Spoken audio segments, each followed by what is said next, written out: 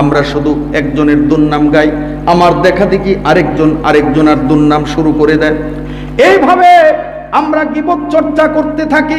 অথচ আল্লাহ রাব্বুল আলামিন সূরা হুজরাতের ভিতরে বলেছেন যে তোমরা কি এটা পছন্দ করো, তোমার নিজের মৃত ভাইয়ের গোশত খাওয়া?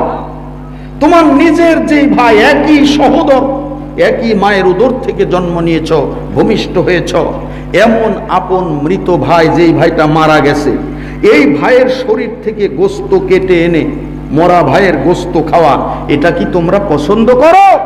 আল্লাহ পাক প্রশ্ন করছেন, তো এটা কি আমরা পছন্দ করি? নিজের মরা ভাইয়ের গোশত কেউ খেতে পারবে? মরা গরুর গোশতই তো আমরা খাই না, খাওয়া সম্ভব নয়। কথা বলেন ঠিক কিনা?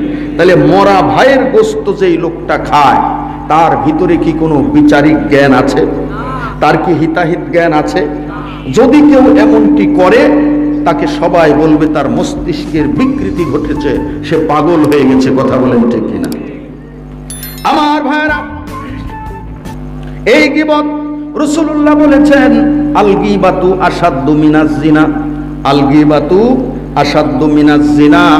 গীবত এত বড় জঘন্য অপরাধ, গীবত এত বড় কঠিন অপরাধ, যে গীবতটা জিনা করার চাইতেও আরো কঠিন। জিনা করার চাইতেও আরো জঘন্য পাপ হলো গীবত চর্চা করা। কারণ হলো এই যে কেউ যদি জিনা করে, জীবনে যদি কোনো সময় কোনো নারীর সাথে অবৈধভাবে মেলামেশা করে থাকে, তাহলে তার ভিতরে কোনো এক সময় বিবেক নাড়া দেয় যে আমি আসলে এটা পাপ করেছি, অপরাধ করেছি, আল্লাহর কাছে ক্ষমা চাওয়া দরকার। তখন সে আল্লাহর কাছে খাস দিলে তওবা করে, আল্লাহ আমি ভুল করেছিলাম, তুমি দয়া করে মায়া করে আমাকে মাফ করে দাও আল্লাহ, আমি আর জীবনে এমনটি করব না।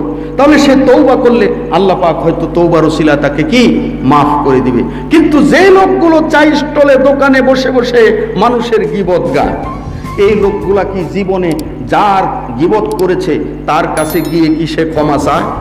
কথা বলেন, ক্ষমা চায়? সে কি কোনোদিন তওবা করে?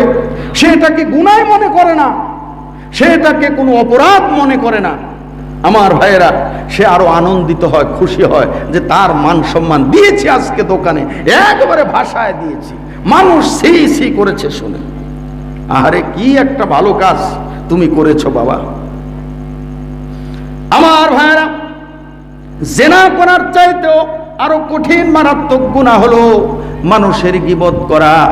আমার বন্ধুগণ, এই গীবত আমাদের সামাজিক ব্যাধি হয়ে দাঁড়িয়েছে। আল্লাহ পাক বলছেন, যারা মানুষের এমনিভাবে বদনাম করে, গীবত করে, এই গীবতকারীদের জন্য আমি আল্লাহ রাব্বুল আলামিন ওয়াইল দুজক তৈরি করে রেখেছি। আমরা কি ওয়াইল দুজকে যেতে চাই? তাহলে কি গীবত বেশি বেশি করতে হবে নাকি? কাল থেকে ইনশাআল্লাহ একবারে পরিকল্পিতভাবে গীবত শুরু করব। অন্য কারো না হলেও হুজুরদের গীবত, এটা তো বন্ধ করাই যাবে না। কি বলেন, ঠিক কিনা? কোন হুজুরের কি দোষ আছে, এগুলা তুলে ধরে হুজুরদেরকে একবারে পচায় দিব,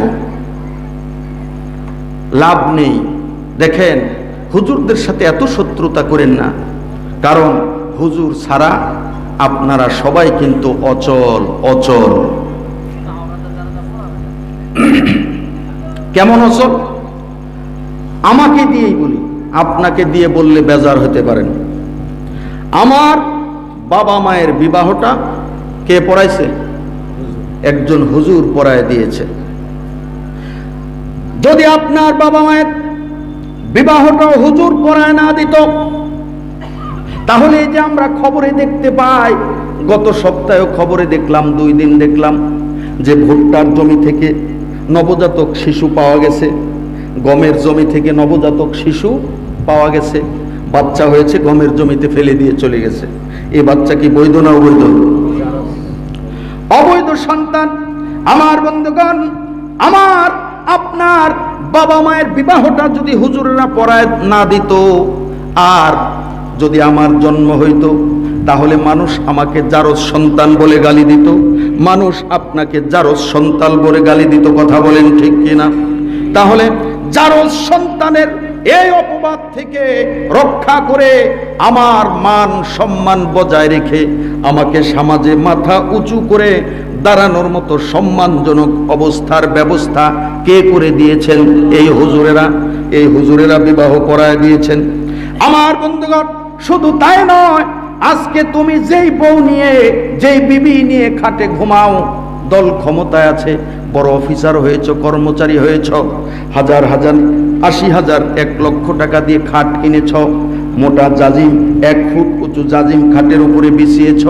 এই খাটের উপরে শুয়ে যেই বউকে নিয়ে তুমি আনন্দ ফুর্তি করো, যেই বউকে নিয়ে তুমি তৃপ্তি মেটাও, ও যুবক, তুমি কি ভেবে দেখেছ তোমার বিবাহটাও একজন হুজুরি পড়ায় দিয়েছে?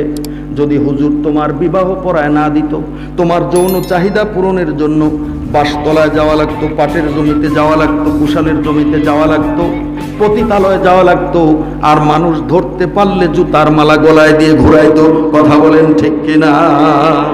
জুতার মালার হাত থেকে তোমার সম্মানকে রক্ষা করেছে, তোমাকে ইজ্জত সম্মান দিয়েছে এই হুজুরেরা। কথা বলেন ঠিক কিনা?